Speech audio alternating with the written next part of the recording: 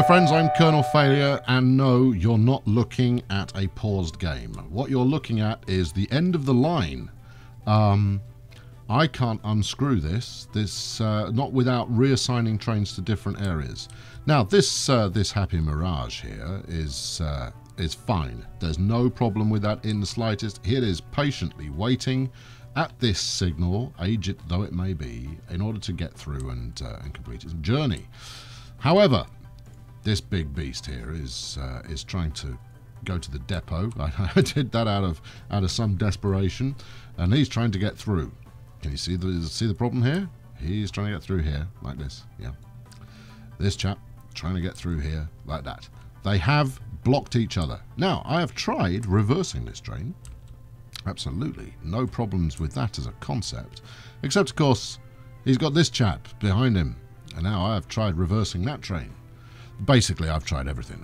There is no combination of things that I can do, except for, you know, potentially reassigning trains onto temporary lines to get them out of the way and then pull them back into order again. But that's, you know, that's a band-aid. That's not going to solve what is a fundamental problem. My cash situation is dire. We're burning it left, right, and centre. This whole area is just log-jammed completely. And you know what? I'm so glad I made it. This has been so much fun working on this section. I would recommend it to anybody. You know, build an implausible, you know, unrealistic, almost unworkable track section, and then try and get it to work. There you go, that's my defense, and I'm sticking to it. Anyway, fortunately, I made a save before I'd gone too haywire with TFVs. So I'm going to back up as far as there, and you know, and the magic will happen. I'll get the magic happening, and then we'll catch up with each other again. Stay tuned. Okay then. So I've been very busy. Yeah. So I've spent probably the last 2 hours reorganizing everything, and I'm not out of the woods. And in fact, I'm not sure if I can get out of the woods. I'm almost certain I can. It's just a question of time, and the time factor we'll discuss in a moment, because there's lots to see here. But first I wanted to just hover around this station just for a little while so you can see the smooth operation of my my many and varied services that run in and out of it. Now, sadly, I'm not running as many services as I'd like. The first thing the more observant amongst you will have spotted is that we've got passengers waiting at this station here, which previously we never had. That's right, yes, I listened to the comments, and I have got a passenger service running in and out of that station. But there's a reason that I'm keeping things fairly low-key in terms of looking around right now. Because, see, look at all this. I mean, I'm running at high speed because there's no point in running any slower than that, because I got no money. And I just have to wait to buy myself out of trouble. I'm convinced I can buy myself out of trouble, providing more messages like this one don't start cropping up. And they have been coming thick and fast. Look at all those trains. Look, lots of trains. Yeah, I've got a lot of vehicles that are getting older, which means that their running costs are increasing on a regular basis, and that is unhelpful. Anyway, let's talk about the rebuild that has happened here. Or shall we look at the financial situation first? No, let's talk rebuild to begin with. Yeah, I mean, everything's moving at high speed. Apologies for that. I might slow it down in a moment, but we'll see. Right, okay, here's the fundamental. This central track here, right? Remember our numbering, 1, 2, 3, 4, 5, right? So our central tracks, let's zoom out just so we got a bit of perspective. Our central tracks, everything on platform 3 is going up as we look at it now. Everything on platform 4 is coming down as we look at it now. There is no back and forth action going on in here. Nothing gets to reverse back out the way it came. And this is fundamental, because that basically means there is no opportunity for them to block other trains by facing in the wrong direction. So we shouldn't get to a point where we've got a head-to-head situation that we can't rectify. That's the hope, anyway. And so far, I mean, I've been running it like this for 15, 20 minutes. So far, nothing has backed up. I need to look elsewhere on the network to make sure nothing else is backed up. In fact, I ought to do that soonish. Give me a moment. I'll go and do that. Hold on. Nothing is backed up on the network. Good. Right. Okay. The reason I was checking is because I recalled having kind of retried this section a few times, that there was one station where things had previously got out of control, and so I just wanted to double check that wasn't still the case, because obviously I'm trying to get out of debt. Let's now have a look at money, and then I'll show you what I've done.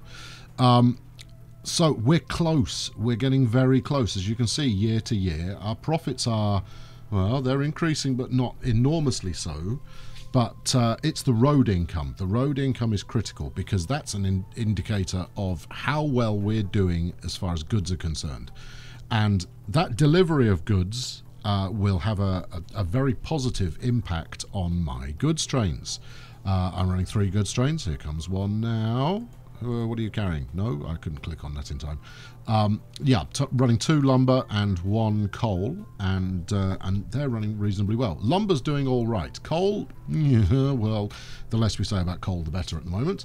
But as you can see, year to year, we're getting closer to a break-even point. And once we hit that, then everything should start moving positively. So let's review exactly how I've dug my way. I think I've dug my way out of the hole. The first thing I've done is there are no longer 8 tracks. Yeah, this whole 8-track caper that we found ourselves on. No, that was 8 tracks for the sake of 8 tracks, not 8 tracks for the sake of the routes I was trying to fulfill. We're now down to 6, but it is far superior. As mentioned, upstream, downstream, upstream, downstream. Every signal has been lovingly placed. We have got no signals that will cause any interference whatsoever. In fact, I might not have enough signals, but who knows? So let's take a route at a time, and I've renamed my routes, and I think the first one to look at is this. This is the fundamental winning train network here, our grey line, and this, who I believe you are on, let's follow this fella here, goes from Dukinfield to Yarmouth, back to Dukinfield, and then to Ilford, and at the moment it's a profitable line. I'd like to be running another train on it, if possible, but obviously I'm out of cash. It's, you know, its runtime is pretty fair. Let's just check the runtime on this one. 6 minutes. 6 minutes is okay. But there's room and there's capacity on there for another train, and I'd like to. Yeah, see, look at all these bloody vehicles getting overaged, and it's actually not the road stuff that's the bigger problem, because they never cost that much to you know, keep in service. It's the trains that are look, it just all of them getting overexcited now. So yeah, I'd love to be able to switch those out, and you know, that's going to be high on my agenda if I manage to break out of debt. So as you can see, you know, 29 of 64. Yes, thank you. Clearly all of these lot turned up at a period of high expansion. 29 of 64, half capacity is enough to make a profit, and that's really the goal on every train that we're running. You know, more than that, and we make more profit, and that's better still. But as you can see, as we wend our way, I'll slow it down as we approach the station itself, so you can get a better feel for what's going on. Here we go. We'll still go relatively quick. But yeah, okay. So this is coming through. Look, see this train here. I know where that's come from. That's come from Newton, because Newton is the only town served by Platform 1. Yeah, by design. Right, and then we head out this way. Now, here's the bit where it, well, I'm going to say it gets clever, but it's not that clever when it comes down to it. It's pretty common sense. Is where we've merged the goods services. If I pause about here. All right, okay, so here is the only junction used by goods trains. This is it, just this, nothing else. Goods trains, they come on here and will merge across onto this other line to go upstream. Well, downstream, as I was referring to earlier. And then when they're coming back, they come back on this line and then peel off. And both sets of goods trains peel off up and downstream on that track. And it works. You occasionally get a little bit of queuing while people wait for services to go through. It's more of a problem if you're waiting for a goods train to go through, because obviously they're a little bit slower. But fundamentally, you know, it works. Let's get one with the Failure Rail logo on in view.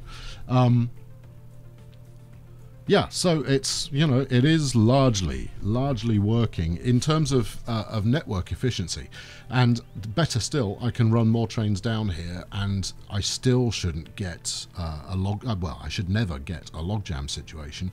I still shouldn't get a situation where loads of trains are waiting for others to pass through. At least that's the hope. So as we get down here to Yarmouth, as you can see, 50 passengers waiting. You know, that's good stuff. You know, that's what we want to see. This chap's going to pick 57. Look, let's ramp the tempo back up again, and off we go. And he's going to head back. And that's a nicely profitable service. This one. Let's follow. Okay, ripping along. Yeah, so basically it was all about getting the trains onto lines where they weren't going to interfere with everything else. And in order to make that happen, I had to delete a lot of track and relay it all in order to make that anything like viable. Should we slow down? No, let's continue on the turbos here. So we go, flying through. Right, let's have a look at another track. This fella who just left the station. You there. Let's follow you. So this is going out to Earthling. And as was suggested in the comments, I have given this its own dedicated track. It doesn't overlap with any other track. There are no points to get it onto other track. It just goes up and down this section here onto platform 5. And you know what? That works. The only thing it's going to bump into is other trains that I stick on this service, which at the moment I haven't got any on here, which isn't what I want. I want to have way more running on here if possible. I mean, a minimum of 2 per route would be absolutely ideal, but we're a little way off ideal. Ideal is something that we're just going to have to work up to. So it comes in, drops off. I mean, how many passengers have we got waiting here? 19. I mean, it's not tremendous. But then the other thing about Earthling is it is being serviced by a bus route as well. So I am cannibalizing a little bit of my rail transport. But there should be room enough in the world for everybody to get along, for everybody to make a bit of money. Where should we go next? Let's concentrate on platforms 1 and 2. So as we look at it now, platform 5 over here on this end, that's Earthling. Platforms 3 and 4, that's the Yarmouth to Ilford, which is out this way. Yarmouth, Ilford with Dukinfield in the middle. And then we've got these 2 lines here. Now, platform 1 goes out to Newton, and platform 2 goes to Nailsworth. When it comes down to it, this was, you know, really, really simple. And very much what I should have been doing to start with. So in comes this, is coming in from Nailsworth now. What are you carrying? 39. You see, we're getting there. It feels like we're very close. The question really is whether I can earn money in the bank before my running costs start to spiral hideously. So let's have a look. Road running costs. In the last couple of years, we've added... What are you talking there? You're talking... 90 grand extra, and then another 70, and then, well, we haven't finished this year yet, but we'll see. Yeah, I mean, railroad income's a little bit wobbly because such a high percentage of it comes from rail. Actually, that train is now carrying 32 is a big deal because it had only been carrying 5 or 6 at a time. So it's all turning round. The question is, can I pay off the 16 odd million that I'm owed before my running costs overtake to the degree that I can't can't actually get back again. I mean, look, we're adding an extra 300,000 onto the train running costs a year, and I'd be more confident if we were getting anywhere close to it. It's like I'd like to put extra bus stops in and around Dukenfield, because that will help dramatically. At the moment, my in-town bus service is running from here, which also covers the out-of-town services, over to here, which is obviously, you know, the station itself. I've got one bus on there, and that's it. See, I mean, those two stops. I mean, look at the size of Dukenfield these days. That's a whole lot of passenger traffic that I'm just leaving without capitalising on. So there you go. So that's where we're up to. Yeah, I'm going to watch this for a little bit longer. I'm going to leave it running for a bit longer and see if we can't turn it around. But you know, I'm pleased with the output, the outcome of this redesign. The question is, have I left it too late? You know, should I have overspent when I still had some cash in the bank to get enough train services running on here to build demand? Equally, would killing off other services actually make a difference? Stone me, I've not seen that for a while. I mean, yes, the start of the year, and therefore, you know, a train arriving is going to make profit, but actually having that go green for a moment, that was nice. So anyway, 31.5, 12.4, yeah, 9 million. It's not leaping, is it? It's easing forward. Oh, let's watch some goods doing their stuff. Come here, you. You'll do nicely. Okay, so this is the coming up on profitable lumber service, of which we run 2. Yeah, the age of all these vehicles is problematic. How many are you carrying? 18. Yeah. To be honest, I wonder if having 2 trains servicing lumber was actually a good idea.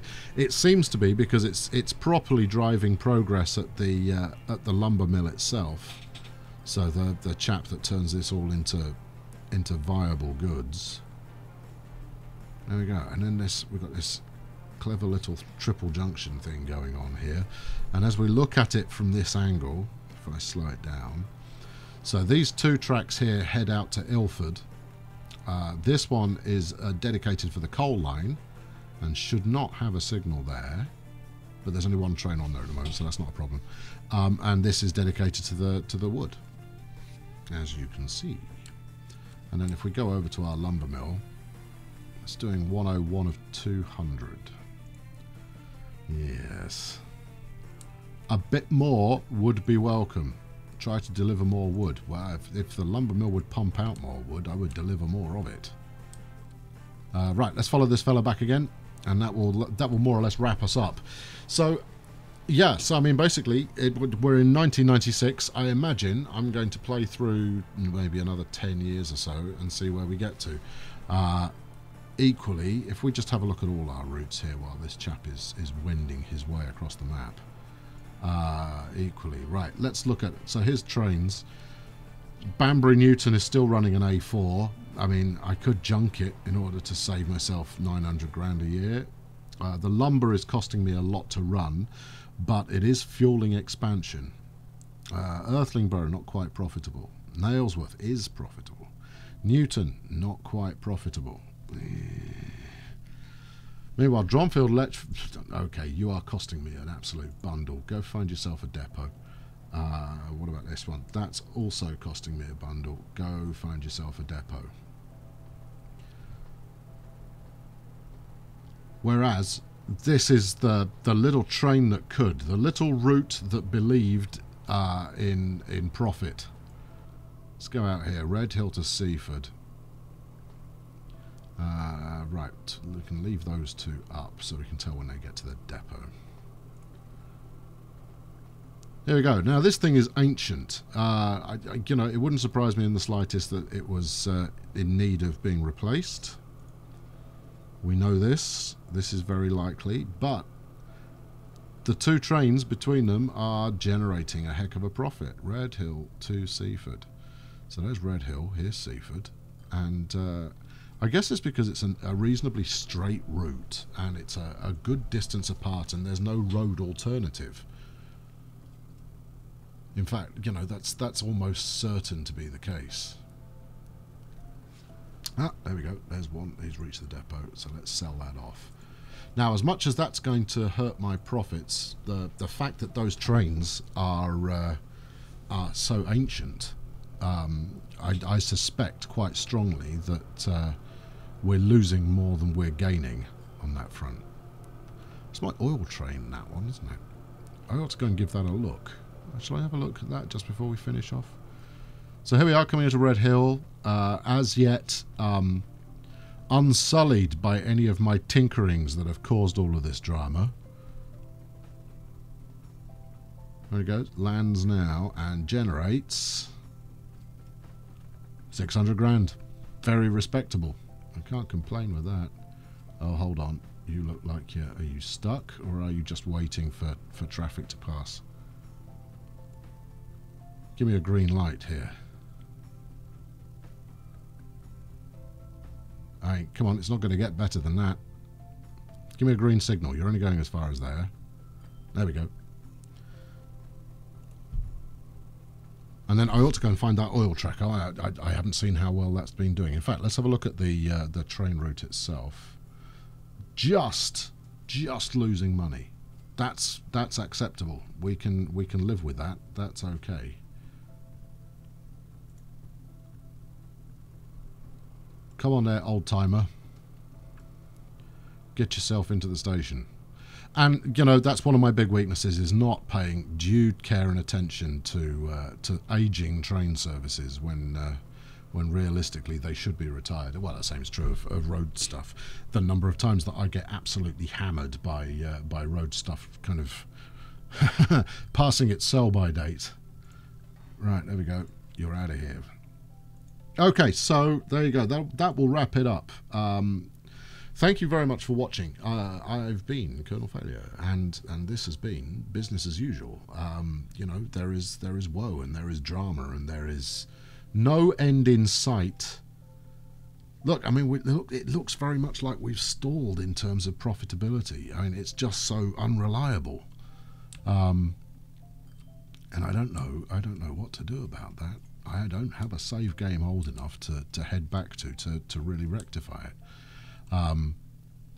Because when you kill off old services, you need to get your new ones making money pronto. If the reason you're killing old services is to try and resurrect your fortunes. I mean, I could, you know. I mean, this A4, for example. I don't want to retire it, but it is costing me 900 grand a year. Let's have a look. Yeah, and its income is being dwarfed by its outgoing. In fact, right, that settles it. Go find yourself a depot, and thus endeth, and this is where will endeth. Thus endeth the age of steam. Thank you very much for watching. I've been Colonel Failure. Please leave a like, subscribe if you haven't done so already, and I'll be back with you very soon. And you know, I'm going to continue cropping things back, and maybe that's it. Maybe I just kill everything that isn't generating a profit, build up some cash, and then go from scratch. Actually, I should have just left it there. Look, there we go.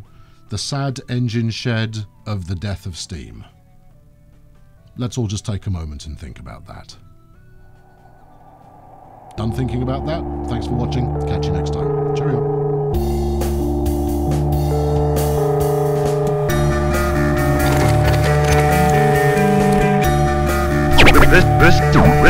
Listen.